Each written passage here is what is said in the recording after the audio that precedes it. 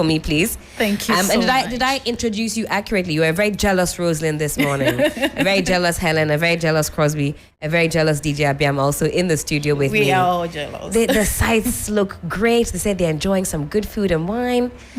Next one, we'll go, Rosalind, you and I. We must. And now we don't need a visa. That is 1st true. November, so we could just go. Pack our bags. Allez party. Allez party.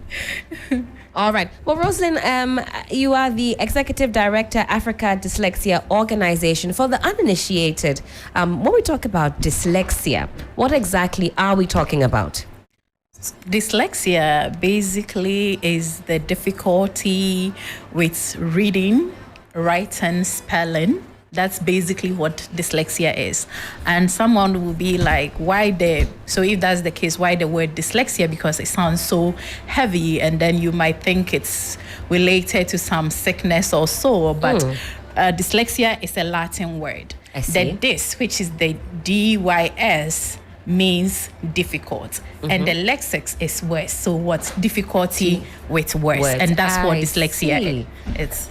Okay, so the difficulty, lexia with words, you put that together, dyslexia. Yes, and that's a Latin word. All right, well, I didn't add this to the introduction, but Rosalind is an unwavering advocate for dyslexic individuals and the Executive Director of Africa Dyslexia Organization. It's a non-profit organization dedicated to raising awareness, advocacy, providing essential educational tools to teachers and parents, and offering support for individuals grappling with dyslexia and related learning disabilities. So somebody that's struggling with dyslexia, you say they're dyslexic.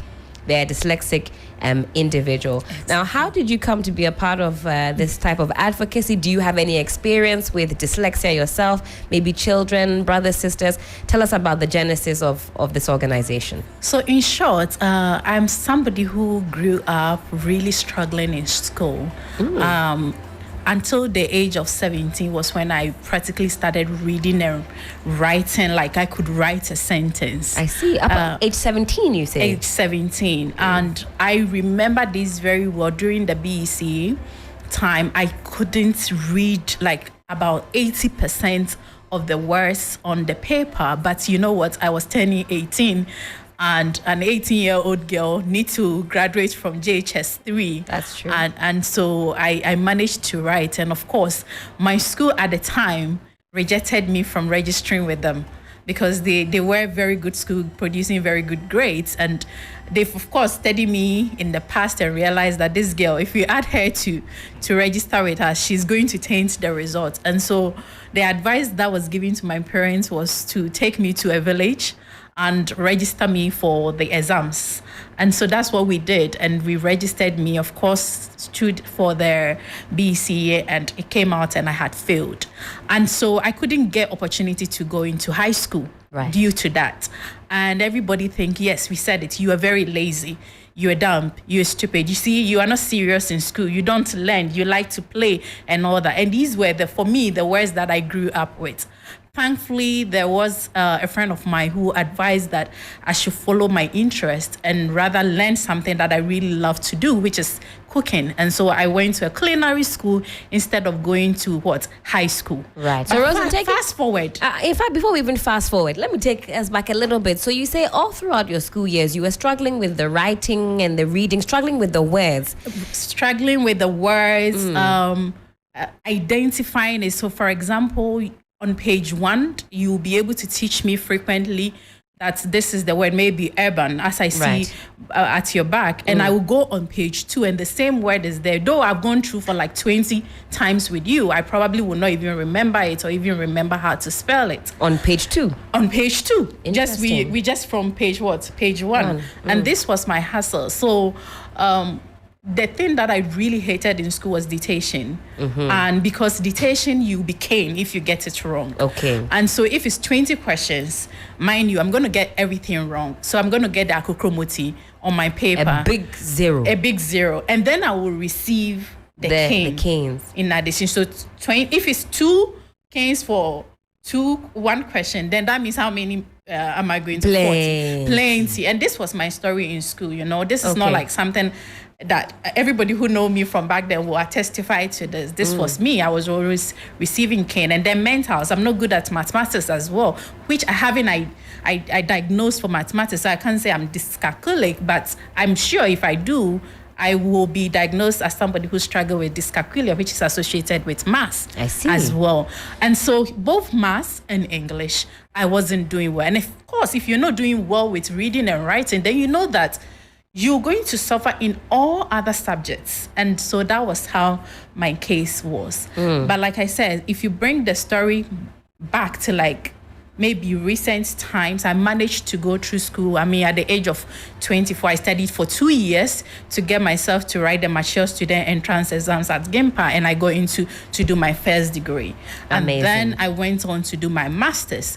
But it was during my master's time, 7 years ago, was when a teacher that I was working with asked if I'm dyslexic. However, I had heard the word before because a friend, Farida Birdwade, I used to use my story as somebody who really struggled to read and write. However, I didn't give up on life and I managed to go through life. So you don't have any reason to give up on life if you're good than me. And so she was listening to these stories and said, don't you think you have dyslexia? Mommy, the day she said that, I was like, oh, okay, I'll read about it. But when I went home, I'm like, me, the word is so big, dyslexia. Is it some form of sickness? I've struggled all my life. And trust me, I'm not going to put any word dyslexia or whatever on me for people to come and make fun of me again. So I never researched it. Until the second person said it, and I was like, wait a minute, let me read about it. So I started reading about it, went on the International Dyslexia Association website.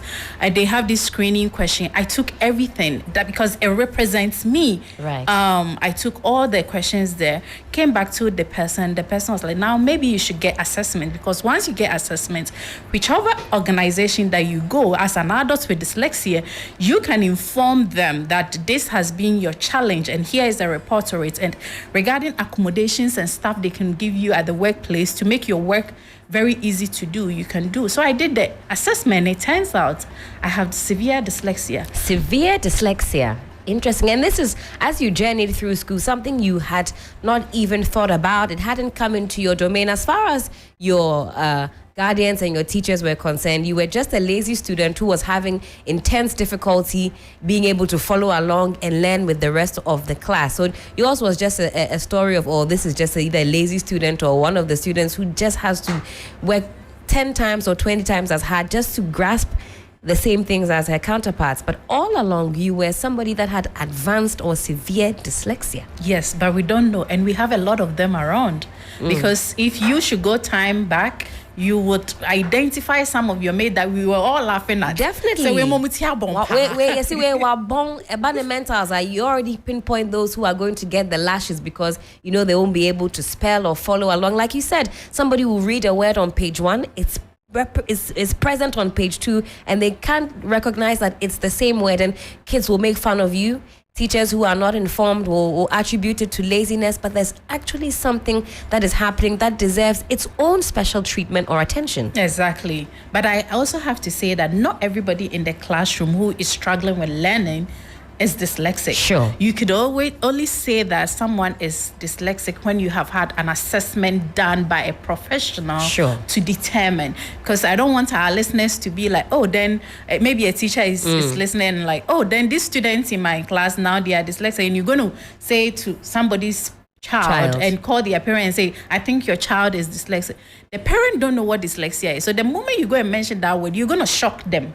So you have to find a way in, if you're suspecting, then fine, you have to find a way so we can have assessment for the person. And if you're a parent and you're listening also and your child is in this bracket, don't just assume that because you are listening, then your child, otherwise we will have everybody being dyslexic in Ghana here. Yeah. So you have to, like you say, you might suspect it. You might look at the challenges that your ward or your student is having and think maybe they could have some issues. They might be dyslexic. But until you are actually diagnosed, is that the word, and you've done the proper test to ascertain, you can't just assume. Yes. Okay, so fast forward. I mean, now through all of these challenges, you managed to rise up the educational ranks and get a master's, even with an undiagnosed condition. And that's a true testament to your hard work, because that's a double obstacle to have something that you don't even know you have and navigate that to get to the other side is wow. Thank you. Is wow. I needed to do it because for me as a girl growing up, all that I heard was the word "you're not good. You cannot amount to anything." And I remember when my dad took me to the culinary school, for example, because I wasn't good and everybody was saying these words to me. I was also a very troublesome child. I built a skin that to protect myself. And so my dad told the school, like, I'm bringing her. Please, this is how she is. But manage her for me for the 3 years and let her pass through. I really don't have any expectation, but just let her pass through. And the first term ended. When he was coming for me, they called him and asked if, Mr. Chure, is this the same daughter you mentioned is not good? And say, yeah. Has she done anything in school? And said, no, she's actually very good. Wow. She loves to learn. We love her. Like everything she does, she's very serious. And I think you should pay attention to her. And this was Mrs. Edna Ameteme who said this in Koforidia. And that was for me, like, from the time I could remember going through school to that very time, that was the day that a teacher was saying something regarding academics, that I am good. And they think I can do well. And so when I heard those words, and that should tell you how powerful words are. Absolutely. When I heard those words from her mouth, all I said to myself, from this time going, everybody is going to tell me I am good. And I am going to pursue higher education, regardless of how long I need to learn to be able to pass my exams. I'm going to do it and change the story of "you're not good," because it affected me. It affected my self-confidence and everything, even at that young age. And still, it affects me sometimes because the words play to me. The moment you call me to do something, I ask myself, am I going to pull it up? And I start getting like butterflies in my stomach. And this is what a lot of our students are dealing with. From the home, the words we say to them. From the school, how we treat them, how teachers are handling them. It affects them emotionally, mentally, psychologically, everything. And if we don't take care, we are sending these children out of the home, out of the school, to go on the streets. And what are we going to have as our future? Somewhere in the world, dyslexic students are being empowered because research have shown over the years that we have creative mindset, innovation, critical thinking, problem solving for the likes of Richard Branson, Albert Einstein. He was also dyslexic. Yes. Interesting. Richard Branson is highly dyslexic. Interesting. But look at all that he's doing. Very successful individual. Yes. We have Surah McCain at TIS, Tema International, their creative director over there. Exceptional woman. Ochiami Kwame is dyslexic. The entire Amwate is dyslexic. Look at the things the entire does in Ghana here. Archbishop Nicholas Duncan William is dyslexic. Look at all these people. Something tells you these are brilliant minds. However, they struggled because of learning difficulty. And so if we don't take care and mercy doesn't set in, you are going to throw away a jewel in your home, thinking that your child is not good, or thinking that the school system thinking that this student is not good and being labeled. So we need to prevent these things.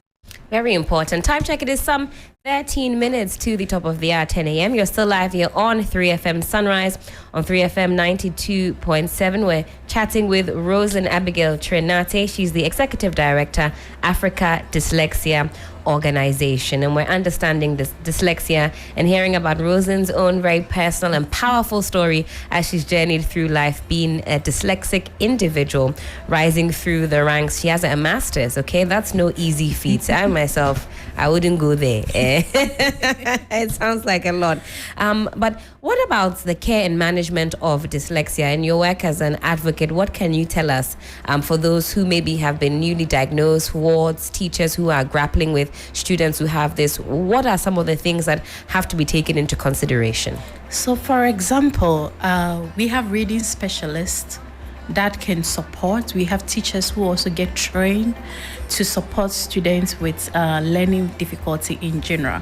One thing that is also quite interesting when it comes to teaching a dyslexic child is the approach of teaching them could be applied to all learners in the classroom, regardless the person being dyslexic or not.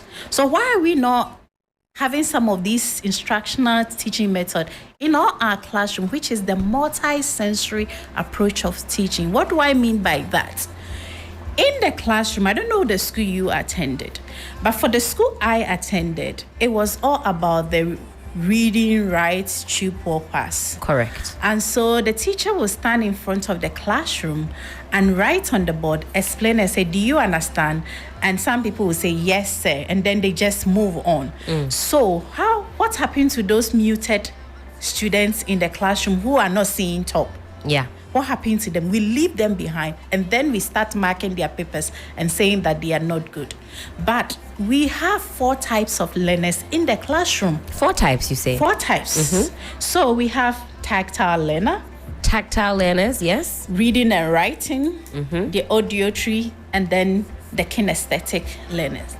So that means that we have students who learn reading and writing, they're fine. Sure. They hear it. Auditory, they hear it. Pictorial. How many representation in the classroom? I don't know. Like I said, I don't know the school you were. But me, teacher never brought any samples of materials in the classroom to show me that, hey, when you say orange, this is for orange. Right. And I never used my hand like in the form of practical way to learn. And so if you have these 2 learners in the classroom, they will be missing out, because the one that is regularly practiced in our class is the reading and writing, and probably the auditory one, right? And so these 2 are left behind. So that's come back to why I was excelling at the culinary school, because it's hands-on. So you were more of a tactile learner. I'm more of both the tactile pictorial learner and then the kinesthetic learner by application. Sure. And so how do we bring that in the classroom?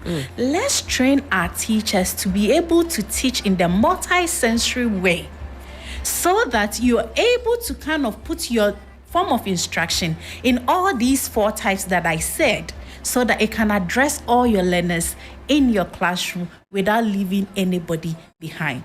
However, when it comes to the dyslexic learner, you need to give accommodation, and you need to be patient. Sure. We could have even 5 dyslexics here, but we all learn in different ways and what we interest us. Some will love to learn when they are listening to music. Some will love total silence. Some will love different things. So you need to really build a profile around a student. Once they are diagnosed, look at what is their individualized learning plan and put them on that plan, and look at also their attitude of learning. Did they say that within 30 minutes of teaching or engaging them, they want to go out and play?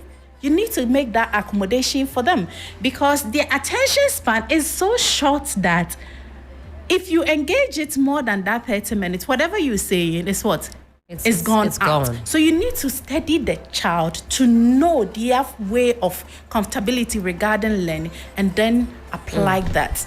So there's a lot that goes into it. It's a multi-dimensional approach. Are we equipped in our school systems here in Ghana to deal with dyslexic patients? There's a lot that I wish we could talk about, and we'll probably have to park it for a part 2 so we can really delve deep into the matter, because it's something, like you said, causes a lot of damage when we don't accurately diagnose students and even adults who are dyslexic, so that we can accommodate for them in our society. Are we well equipped? Not. I mean, it's only very minute, and I could tell you probably in Ghana here, maybe on my 5 fingers. Maybe in the private settings, sector. Right. Yes. Some of them, like 5 of them, that I could really say that they are doing well. So what Africa Dyslexia Organization is saying is, let's train our teachers. Now in New York, when you are in the K-12 brackets, from like kindergarten to high school, as a teacher, as a form of awareness, you need to take training on dyslexia and related learning disability. It's compulsory. And so once teachers take this first introduction, you are going to get those passionate ones that want to be invested in, to be specialists for your school. So I have suggested this to the both the Ghana Education Service and the Ministry of Education, that we need to do the same thing here, because we want to change attitude when it comes to teaching in school, and not just for the teacher, but the parents as well must learn a way of how to support their kids in the classroom. And so we provide training for teachers. We also provide consultancy for schools who want to embark on this journey of being inclusive. We are championing SDG Go 4, which is what quality of education and inclusivity. But how many schools are inclusive? In Ghana, when we talk about inclusivity, we're thinking about physical disability. That's right. Learning disability never comes in because we don't see it like physically. And so it's not something that we take it serious. But if you look at it, you cannot go to a classroom and find, for example, somebody with visual impairment in all classrooms. Right. However, you can go to every classroom and you find that child who is struggling, and we are saying, oh my bond, they are blockheaded in the classroom. So why are we not learning difficulties abound in many different forms? Yes.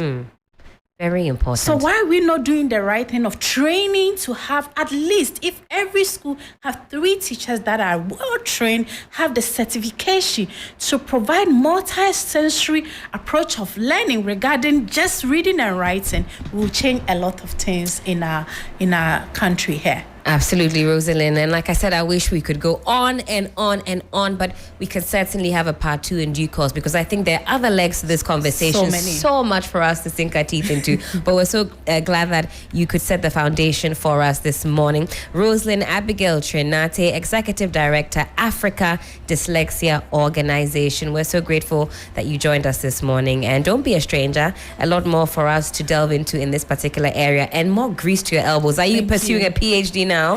Well, a lot of people are calling me doctor, which I'm not a doctor. So not yet. They're putting pressure on you. Yeah, they're putting pressure on me. But it's something I'm highly considering, and it might be in education, because since I started ADO 3 years now, my love for education has just increased. Amazing stuff. I want to really create a change in this area. And I'm sure we can find you on the socials. Are you on Instagram, Africa Dyslexia Organization? Yes, we are on Instagram, Africa Dyslexia Organization, and our website, www.africadyslexia.org, and all our information, Dyslexia.org. Perfect. Yeah, and all our information are out there. Amazing stuff. Rosen, grateful. I got these words.